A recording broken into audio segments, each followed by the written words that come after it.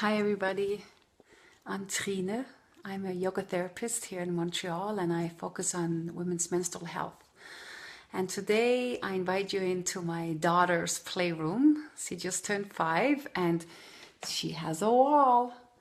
And I thought I would do a little bit with the wall as well today, so I brought myself into her room. I want to talk about this feeling that you might experience where as you wake up in the morning, you feel sore, you feel tight, you might even feel more tired than when you went to sleep. There's a sense of a heaviness and a brain fog, and you're like, wow, I've been asleep for 10 hours and still I feel worse than when I went to sleep. And it's not unusual with conditions like endometriosis, because it's a condition that causes inflammation in our body due to the adhesions and the swelling and the infection basically that's often happening in and around our wombs. So our liver is a huge part and an important part to understand in menstrual health in general, but definitely with endometriosis, because the liver health is very connected to the health of our blood, the strength of our blood, and the ability for our blood to flow well.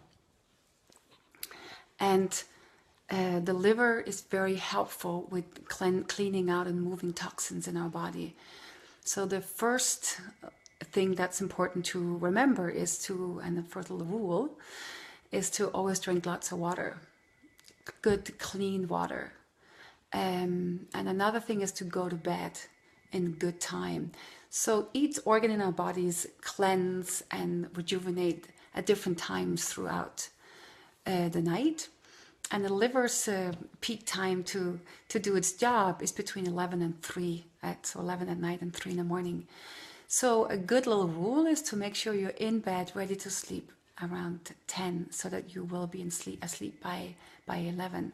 So as soon as you go past 11, you cut into the liver's time to do its job.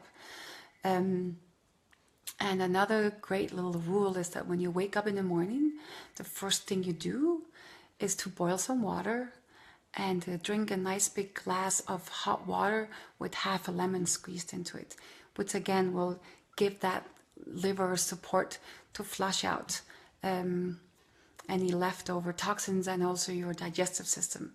So anything that's left undone.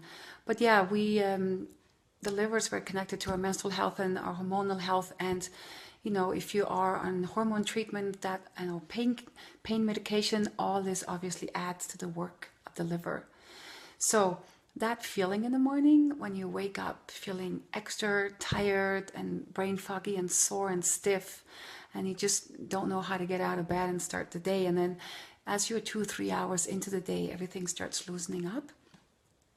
I want to try and spend some time today finding and supporting you in a way where you can get out of the bed and start your day supported. And we'll talk a little bit about what you can do throughout the day, but this video is going to be one of a 3-part video so that you start building a little routine that can support you throughout the day. A very simple morning routine, which we'll talk about today. A little bit about what you can do in the middle of the day. I'll talk some of it today, but more next time. And then how you might finish your day. So that will be the third. So this will be part of a bigger series. And ultimately, because we all have busy lives and we're already struggling with a lot of to-do lists and fatigue and stiffness in our bodies and pain. So I'm not going to give you this huge long thing that takes you hours and hours, because I know for myself that doesn't work, and it doesn't work for most people that I know. So basically this whole thing, if you were to put it all together, what you would do in the morning, middle of the day and night, it would be half an hour, maybe 45 minutes if you give yourself extra time.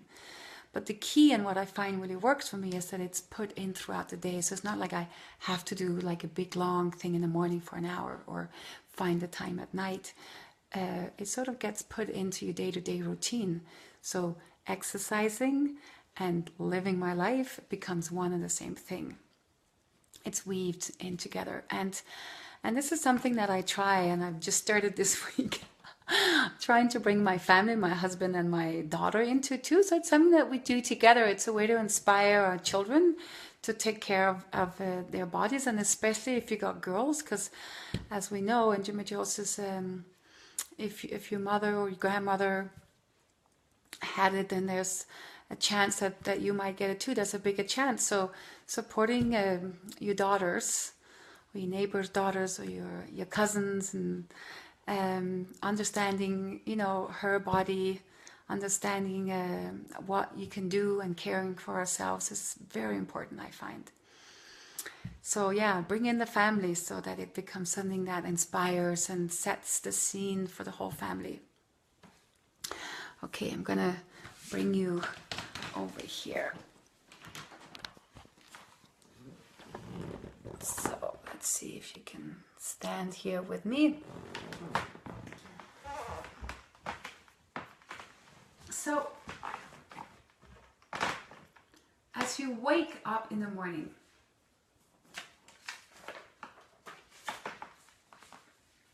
I have my papers here to remember. As you wake up in the morning and you're in that bed, and for me, often where I feel my stiffness is around my low back, maybe into my buttocks, my legs. Some of the things that can come with endometriosis is restless legs, tight legs, sore legs, a lot of soreness in and around the low back. The reason being that the ligaments and a lot of the muscular structure that's supporting the front of our body is connected all the way around and attached to our low back. The front is sore and inflamed. We tighten up, we protect. You might be going through a lot of surgery. There's a lot of trauma happening in the front, and the front stops doing the stabilizing work that it needs to do, and the low back takes over. And also our uterus and our womb is in the center of our body, and a lot of us feel the cramping in the back and the sides just as much, or if not more, as in the front. And the other thing that happens is that our glutes, these very big muscles in our back, sort of kicks in as support to, it's like a domino effect. If your front is weak, then eventually your low back gets weak, and then your glutes try and kick in as support for the body, and then they get very sore, and then it starts moving down into our legs.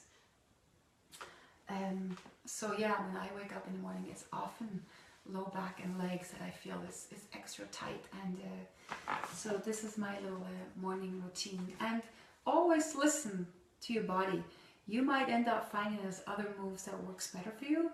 The moves that I'm focusing on are moves that helps open and stretch the front of our body, massaging the organs, bringing circulation to the liver, oxygen to the liver, starting to open up, our hips, opening, supporting that sense of tightness. But again, it might work differently. The important thing is to really listen and get an understanding for what your body needs. And it doesn't necessarily need to be called yoga or stretching. It can just be a listening in. It can just be turning on music and moving in your bed. It's just a way to bring energy and support in right from the early morning, so you get a good start. And also what happens, that sense of fatigue that I was talking about, that you wake up feeling more tired than when you went to sleep. And your brain has this sense of brain fog, and there might be a little bit of a sense of sadness and depression as you wake up in the morning. And that can all be caused to that sense that there's a lot of toxins still moving around your body, that your liver hasn't had a chance to release that yet. So the movement starts bringing blood flow and oxygen throughout your system, and that will help wake up your mind and clear the brain. And I find, I'll say this before I lie down so it's easier for you to listen to me, to hear me, a beautiful practice that I have brought in, and I know has been very helpful for many women, is waking up, and before you even move, to start paying attention to how you feel, for sure physically, but also mentally, emotionally. Are you waking up feeling optimistic and happy to start the day? Are you waking up with certain thoughts and feelings? Are you waking up feeling sad, overwhelmed, not sure how to start your day? What kind of feelings are you waking up with and starting your day with? Taking a moment just to take note. You don't need to change anything in that moment. You don't need to do anything about it. It's just a checking in.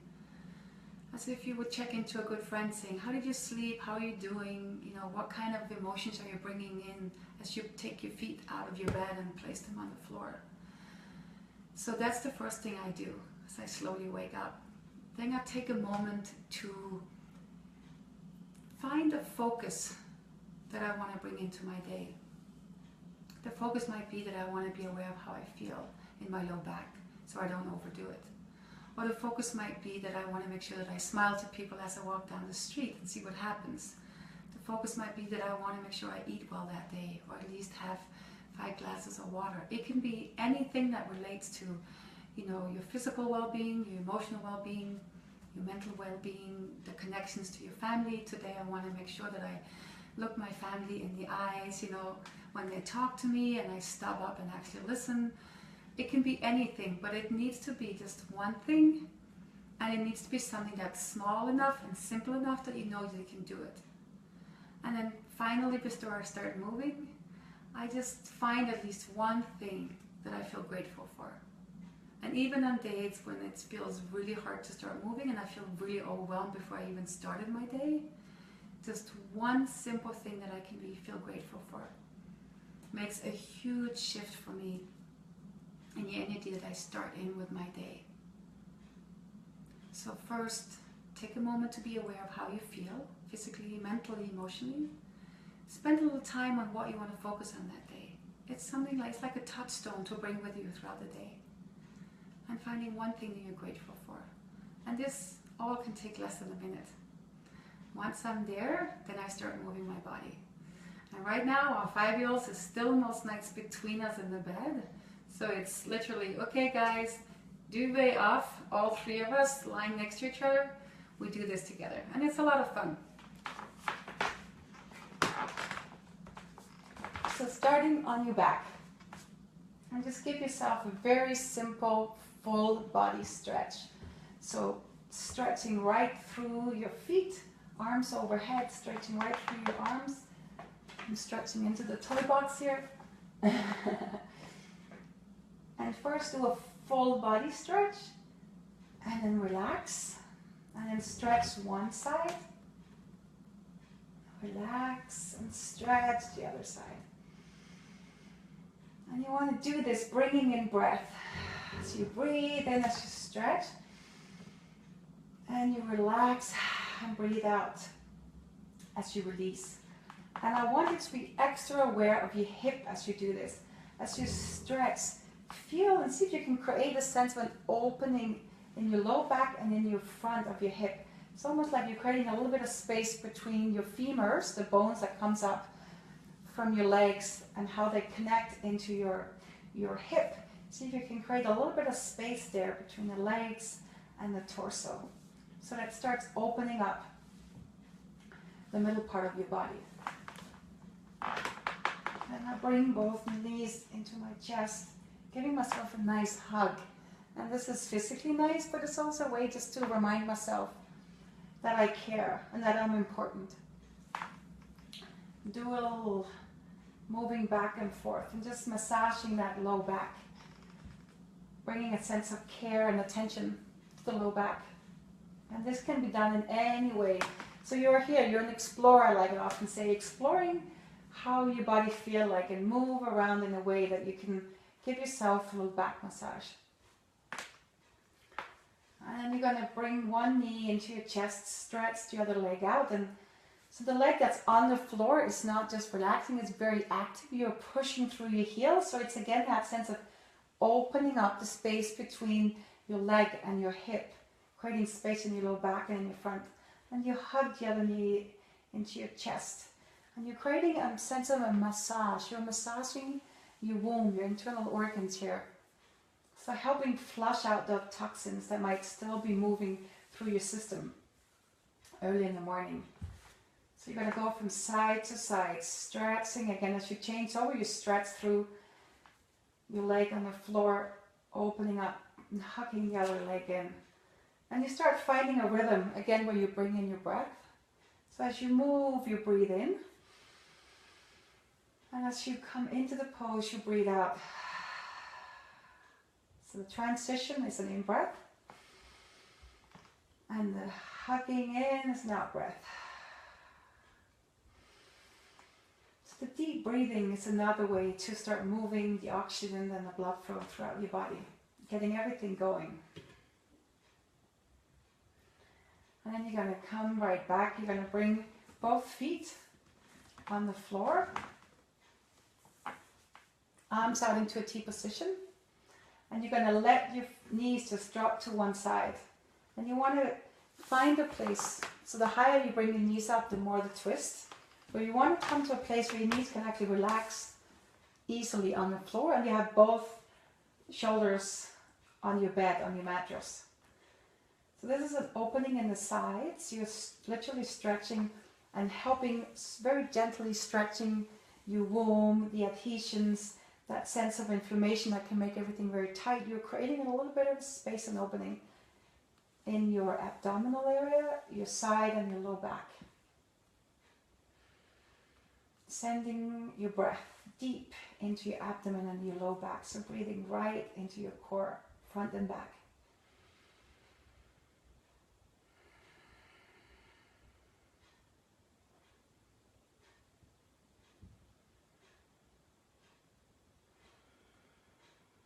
Do a nice 2-3 deep breaths, coming back to center. Taking a moment to feel the difference between the right and the left side, between the side that's been opened and the side that's still a little bit asleep. Because it's always good to not just listen to what I say, but to really experience it in your own body, so you start understanding why this is important and how good it feels, rather than just doing it because you feel you should.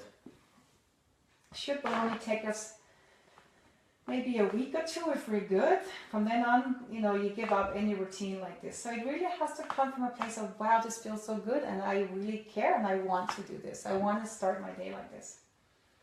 And you're going to come to the other side.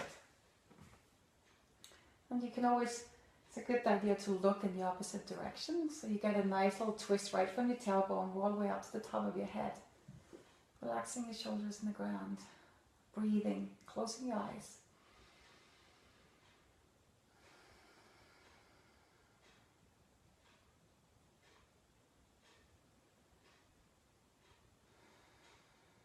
And then you come back up. And you can do each of these movements as many times as you have time for, or just one time if you're really busy one morning.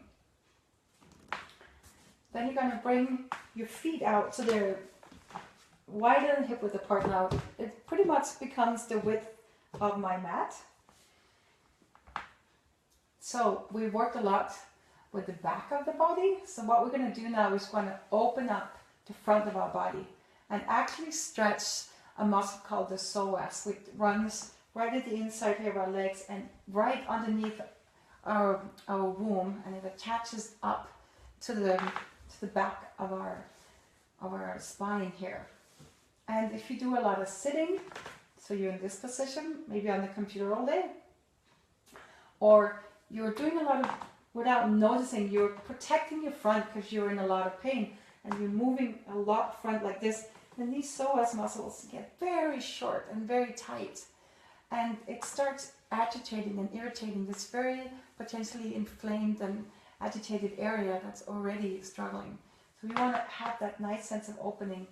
But you want to be doing this, especially if you've not done this before and you're not doing a lot of exercise at this point.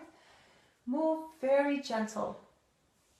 I'm going to get up and explain a little bit here.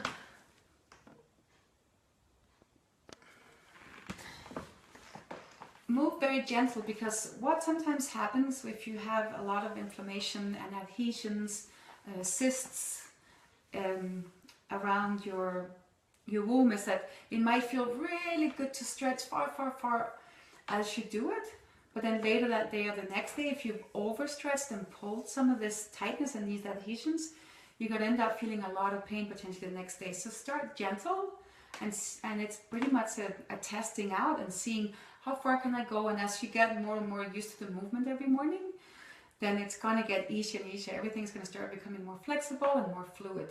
So I want you to, I think anyone who has suffered from endometriosis for a long time, they know that it's ultimately this balance between how much do I do, how active am I. If I'm too active, I'm going to aggravate my stress levels, I'm going to aggravate the inflammation, and I'm going to pay a price. It's going to end up hurting.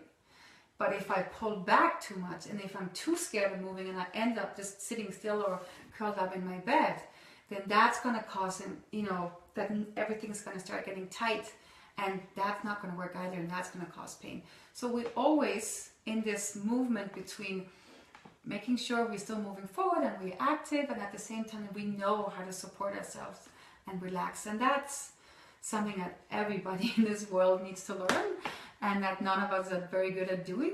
But when you have a chronic illness like endometriosis, and you are working with an illness that causes a lot of stress, anxiety, a lot of inflammation, then it becomes even more important. And it is, like I've said many times before, for me, one of the silver linings, one of the beautiful gifts, I would even say, that I got from this condition is that it has forced me, because it took a long time, it has forced me to understand that balance. It's a dance.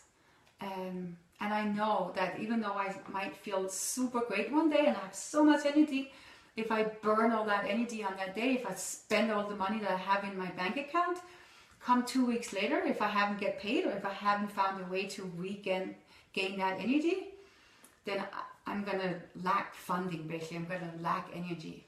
So always, it's economics in a lot of ways for our energy. We need to know exactly how much we are needing, to make sure that we can support ourselves throughout the month.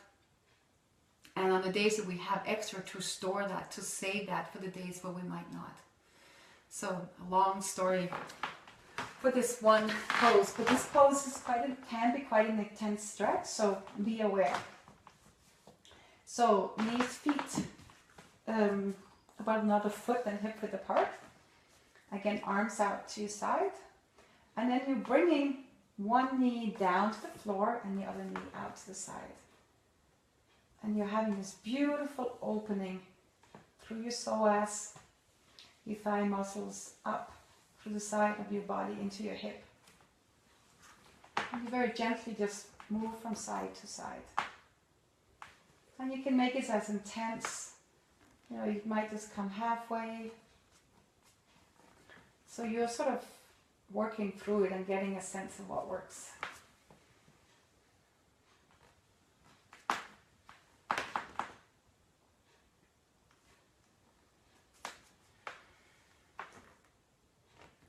And you come back to the center. Just shake everything out. Roll onto one side. Coming up to sitting. You're still in your bed here. Coming up to sitting. Place the soles of your feet together. My feet's on the mat. Soles of your feet together. Holding on to your ankles. And just bring yourself forward. So you're lifting up. So we naturally want to sit like this. That feels nice and comfortable. But we want to open up the front. So when you have the support of the strength of your arms to lift yourself up, open up your heart. I like to imagine that I have like a lamp here, and I want to shine the light from my heart. Shine that inner energy, that lamp. I want to shine that light up towards the ceiling.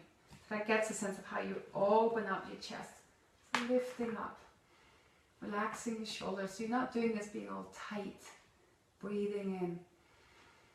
So you're opening your hip area. Breathing right into the back of your body, into your pelvic region. And then you cross your legs. And this is the last one. You cross your legs and you bring your hands to your front. And you start rocking backwards and forwards. So you're bringing a lot of movement right to the center of your body. And you're bringing in your breath. So you breathe in as you come forward. You breathe out as you come back. And this one always gets a lot of giggles in our bed. But you're bringing that breath in and you're starting to move this whole area that might be really tight. You're bringing in your breath. And you go back and forth. You're rolling back and forth on your sit bones. It becomes this little dance.